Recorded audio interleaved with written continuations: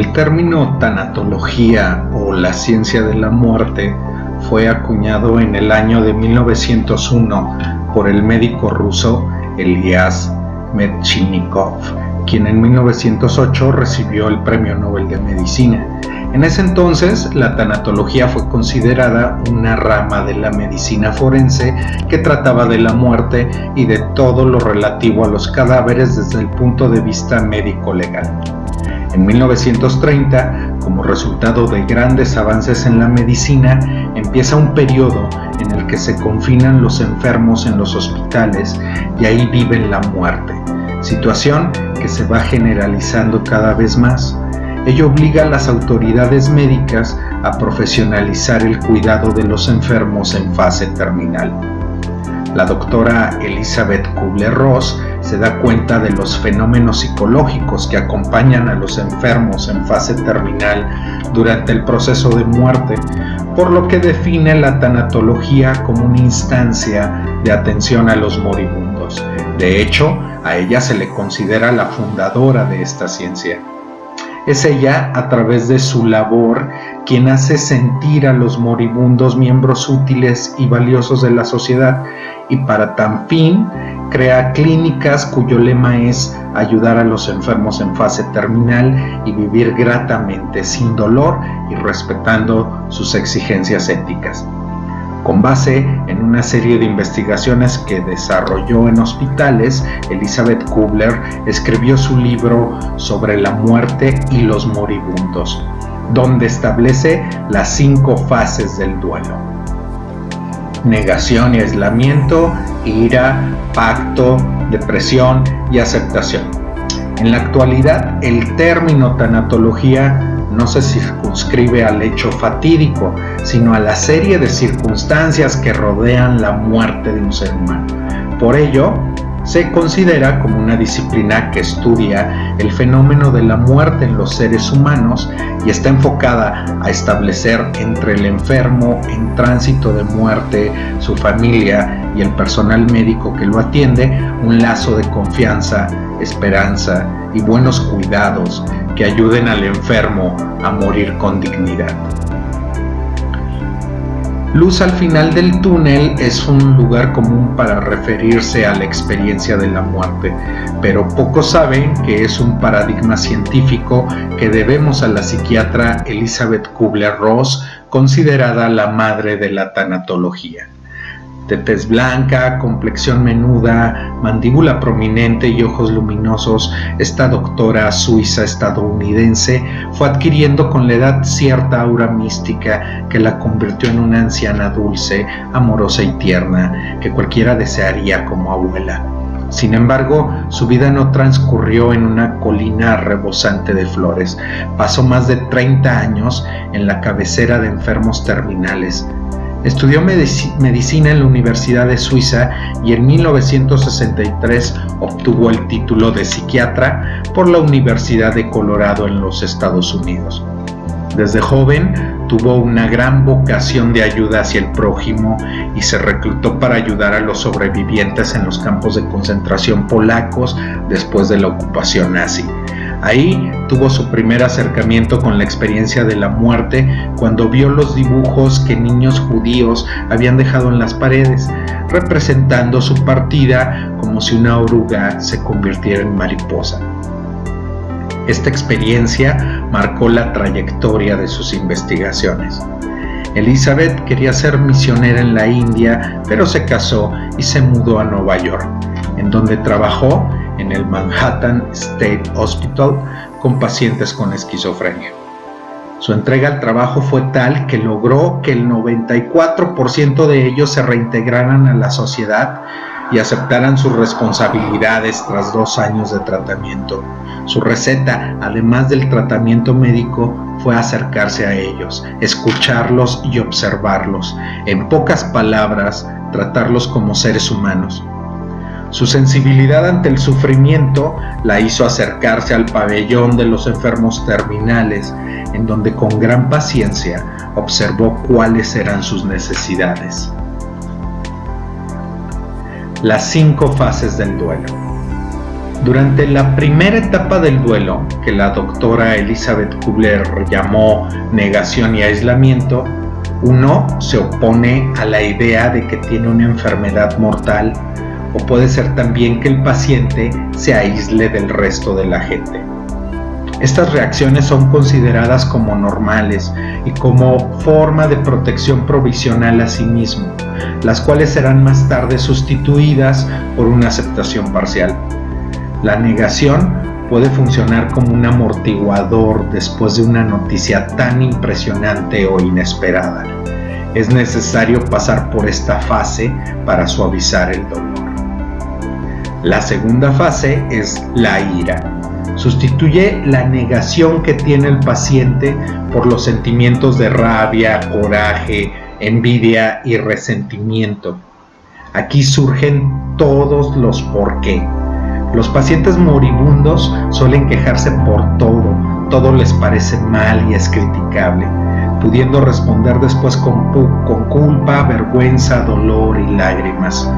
Es una fase difícil, pues la ira se desplaza en todas direcciones, incluso injustamente, y en muchas ocasiones los que están cerca del enfermo no se preguntan el porqué de su ira y se lo toman personalmente, cuando esto no es así, y más bien es parte del proceso.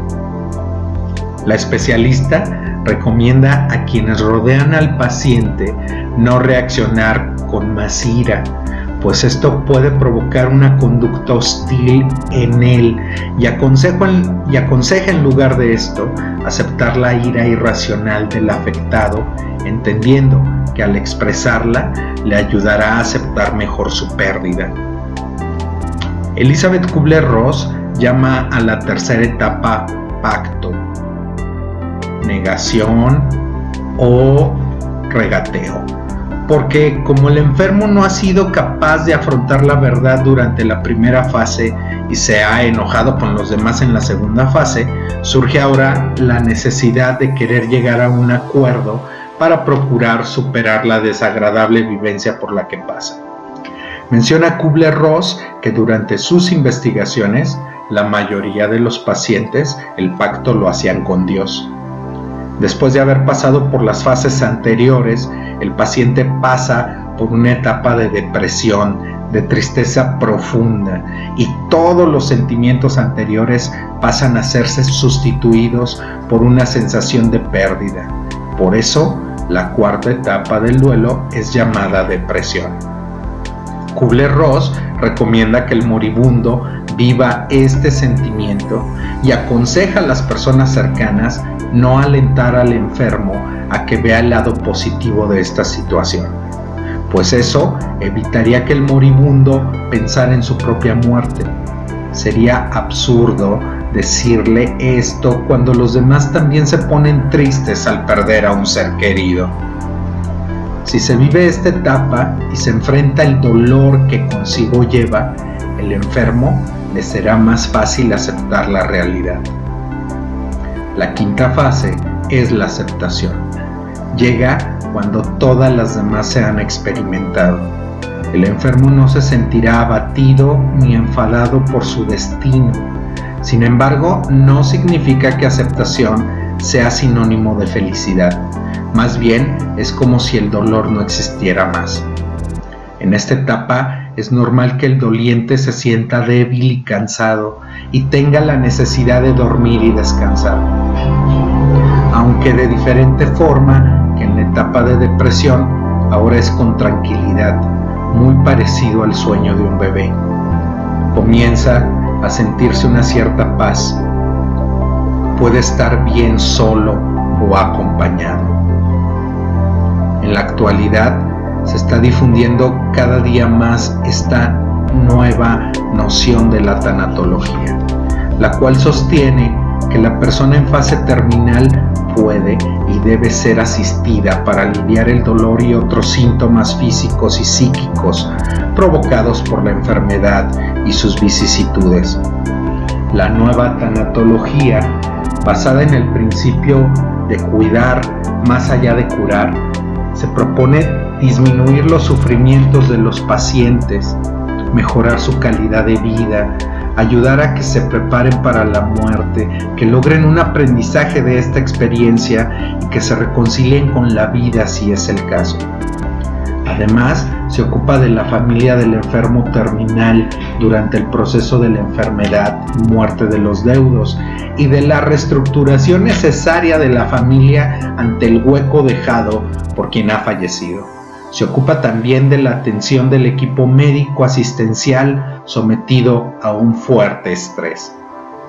Más que un lugar físico en donde la persona va a morir con dignidad, que también es importante, se trata de una actitud frente al paciente y su familia. Por eso hay que tomar en cuenta el control del dolor y de otros síntomas que se presenten. También la persona con enfermedad es una persona, no una cosa que puede manipularse.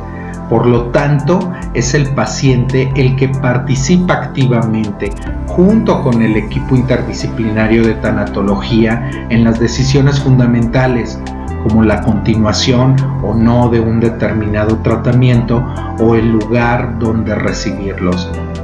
El paciente tiene derecho a saber el estado de su enfermedad y los tratamientos paliativos que se le suministran. Esto no quiere decir que se lo abrume con información no solicitada, sino que un equipo sensible establece una buena comunicación con el paciente y su familia. El apoyo de la familia es fundamental para poder ayudar a las personas con enfermedades terminales. Cada uno de los miembros de la familia reacciona con pautas individuales de acuerdo a su estructura psicológica, a la historia personal y a los vínculos con el enfermo. Algunos tratarán de sobreprotegerlo y así lo aíslan o agobian con atenciones no solicitadas. Otros desaparecen con distintas justificaciones. Se hacen a veces más evidentes los sentimientos negativos como la rivalidad y los rencores. El estado terminal es la suma de los acontecimientos previos a la muerte que representan el deterioro progresivo y generalizado del organismo y sus funciones, a consecuencia de una enfermedad que no responde a los tratamientos, cuyo fin último es la muerte de la persona. El paciente en estado terminal es aquel que presenta insuficiencias orgánicas múltiples y progresivas que no responden a la terapéutica específica y que lo llevará a la muerte en un periodo aproximado de 6 meses, sin descartar la falla aguda que acorte este periodo. La tanatología puede brindar su mayor potencial de ayuda cuando se recurre a ella en periodos precoces de la detención de la enfermedad terminal. Si se inicia la consulta con el paciente en las últimas fases del proceso, se suele restringir mucho la posibilidad de ayuda. La atención se realiza en un sanatorio u hospital, en el domicilio del enfermo o en un lugar destinado a hospedar a pacientes terminales y a algunos familiares. La elección del lugar depende de los síntomas predominantes, de razones económicas, familiares, posibilidades locales, etc. Es fundamental combatir el dolor. Los decisivos avances en este sentido permiten afirmar que en este momento no se justifica que un paciente muera torturado por los dolores. Es también imprescindible tratar los otros síntomas. Todo ello se hace procurando mantener la lucidez del paciente. Además del tratamiento de los síntomas físicos y del cuidado corporal, es necesario ocuparse del nivel emocional.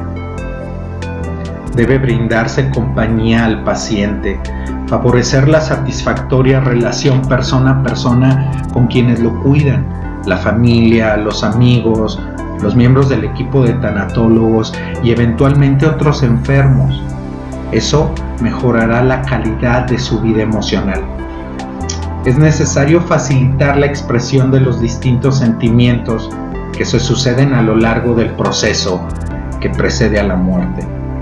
Guiarlo y afirmarlo para que pueda mantener su esperanza hacia aquellas cosas que son significativas para él. Apoyarlo frente a las ansiedades, mejorar la calidad emocional de su muerte. Además de atender los aspectos corporales y emocionales, es necesario ocuparse del nivel espiritual, dialogar acerca de las preguntas del paciente por el sentido de la vida y de la muerte, de la enfermedad y del dolor. Para ello es importante alentarlo en su aspiración espiritual, procurarle asistencia religiosa. Paliar es un término que deriva del latín paliare, que significa tapar, encubrir, disimular. La medicina paliativa es la rama que se encarga de disimular, mitigar y de modelar el rigor o la violencia de ciertos procesos.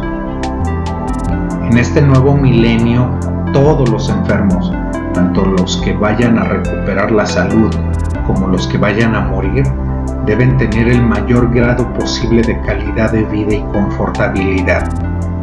Actualmente, la medicina tiene entre sus objetivos principales el curar al paciente, aumentar la supervivencia, mejorar la calidad de vida y aliviar los síntomas.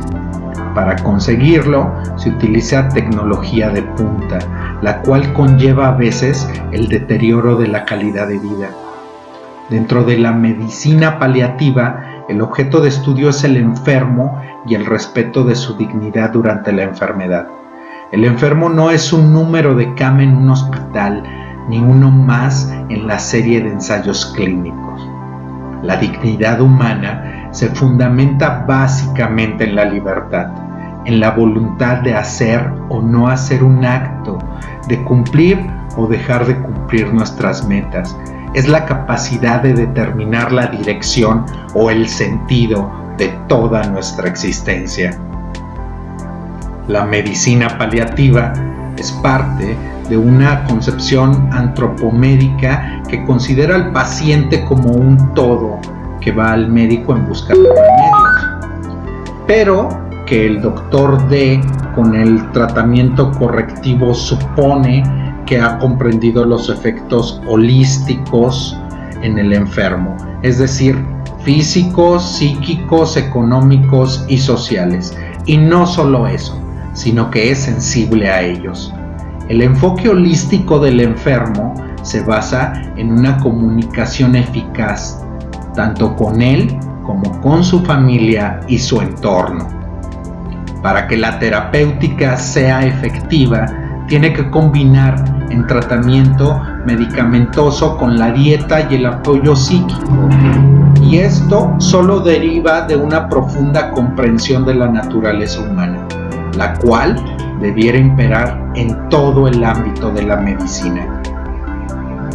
Los equipos dedicados a atender a los enfermos en fase terminal deben ser multidisciplinarios, es decir, deben ser integrados por médicos, enfermeras, trabajadores sociales, psicólogos, tanatólogos y guías espirituales.